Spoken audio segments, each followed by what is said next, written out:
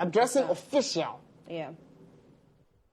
Well, it's an interesting take. First of all, when I saw the video where he refused to shake some of the students' hands because they were not in the prescribed haircut, I thought, I understand you. I understand where you're coming from. And I would have to sort of agree with you to an extent, of course, because you are expected that at least from your basic education to your secondary education, the building blocks are already given to you. Simple. So it's not in the university, because how much can you control? You think of it. Even if you can control the hairstyle and the attire, you can't control how many times someone comes to class.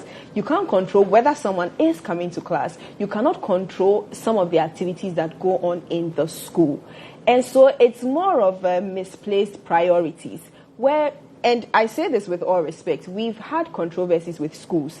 UPSA has had controversies in other aspects, not with the attire. In other things, they've had questions about morality, because there have been some viral videos and some, issues with some of the things that happen in the school. But there hasn't been much focus on how that will be curbed, as much as the focus has been placed on how students look and how they appear on campus. Listen, I get that it's a professional institution, and they will tell you that before you come, it's part of their rules and regulations. They tell you that, oh, this is how we are supposed to look like, this is how we do this is how we do that. What is the end goal?